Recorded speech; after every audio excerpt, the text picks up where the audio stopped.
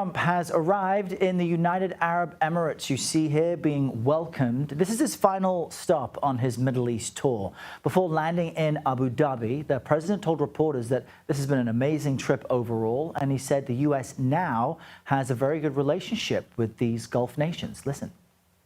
I shook more hands than any human being is capable of doing. That was a long deal, and they were big people. But they were starving for love because our country didn't give them love. They gave them a fist bump. CBS News senior White House correspondent Weijia Jiang is traveling with the president and joins us from a perch atop Abu Dhabi, overlooking some of the key landmarks there. Weijia, great to see you. President Biden was actually criticized for a fist bump being too friendly, as we heard President Trump allude to there. And now this region is yearning for love, if you quote what he says. So what is on Mr. Trump's agenda today? What is he up to? Well, Errol, the entire theme of this visit, his first foreign visit, has been let's make a deal, right? So we saw big investment announcements in Saudi Arabia and Qatar, and we expect more here in the UAE. So the president started his leg here in Abu Dhabi by visiting the country's largest mosque. He's also heading over to the presidential palace before the official state visit begins. And when it comes to business, Errol, we expect the top of the agenda will be artificial intelligence, because this very rich country wants to also be an AI hub for the world. And so one potential deal we are watching is with the American company NVIDIA to see if it can export about 500,000 chips made in America here to the UAE every year. We also know that after a top national security advisor met with President Trump in the U.S. back in March, the country committed to, over a decade, investing $1.4 trillion in AI infrastructure and energy. So we'll see what other potential deals come out of today, Errol. And Weijia, we know that President Trump can be hyperbolic at times. He likes to kind of speak in very simple terms, and it takes a little bit of effort to get to the actual detail and substance beneath it. I know that this morning he said the U.S. is close to a nuclear deal with Iran, but what do we know about the specifics of that? Well, to your point, Errol, he also said that, look, I know you guys want 30 pages of details, but really only one sentence matters, which is that Iran is not going to have a nuclear weapon. And it's not surprising that we don't have a lot of those details, because obviously these two sides do not want to negotiate in public. But it's notable that a top Iranian security advisor sat down with another American media outlet to talk about what they are willing to concede and what they want. And during the interview, this official said that they want economic sanctions on Iran to be lifted, and that they would be willing not to enrich uranium, which of course is the biggest concern, because that would take them from having a nuclear capability to developing a nuclear weapon, which they have said in this interview they do not intend to do. But of course, we don't really know until we know what that deal looks like. And the Middle East envoy, Steve Witkoff, has reportedly handed over to Tehran a written proposal for them to look at. And I can tell you, Errol, that the energy secretary was very optimistic when I asked him about a potential deal, saying that likely before the end of the year. But of course, that could even happen sooner if you listen to President Trump. Very interesting. Of course, Iran, just across the Gulf there from where you are in the UAE. Weijia Jiang in Abu Dhabi, thank you very much. All right, now on his way to Abu Dhabi, President Trump also weighed in on today's talks between delegations from Russia and Ukraine. And he seemed to throw cold water on the idea that anything will get done without him in the room.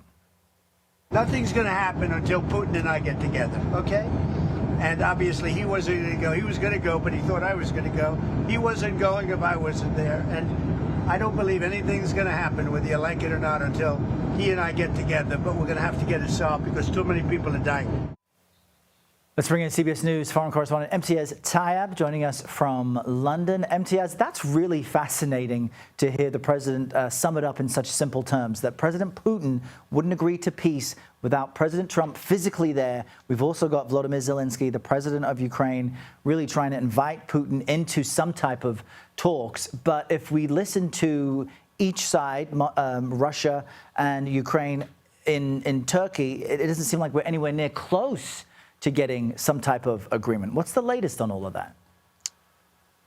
Errol, the rhetoric before these two sides even meet face-to-face has been, well, interesting, to say the least. President Zelensky very early on in the day dismissed the Russian delegation as, quote, mere stand-in props, which is not exactly an olive branch, because that led to Moscow's foreign ministry to respond with the subtlety of a brick, labeling Zelensky, and I'm quoting here, as a clown and a loser.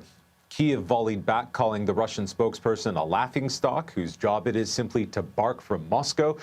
So all of this follows a meeting that the Ukrainian president had with the Turkish president in Ankara, where Zelensky said that Ukraine is showing up at the highest level, while Russia is really showing up in what he's been describing as a sham. Whatever the case, President Putin, as we know, has remained conspicuously absent.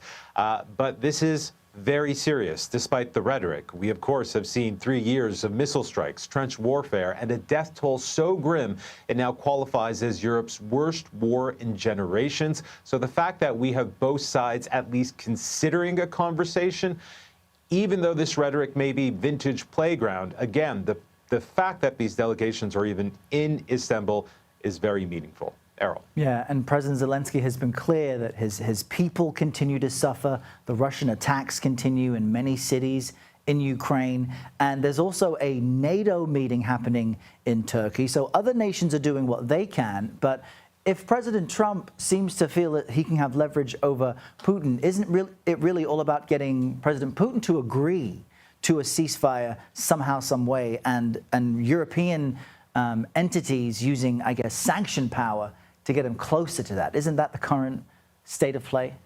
Yeah, that's a real astute read of the situation at hand here, Errol. But the reality is that the gulf between Ukraine and Russia is so massive. And President Trump seems to understand that. We heard him a little bit earlier saying nothing is going to happen until Putin and I get together, really saying that the fate of Europe's largest and bloodiest conflict hinges on him. Now, he, of course, is clearly keen to reprise his role as a global deal maker, but insists he's waiting for some serious movement. What that serious movement is, we don't know. But again, President Trump is in the region. The talks between Russia and Ukraine are still expected to happen today on whatever level they choose it to be.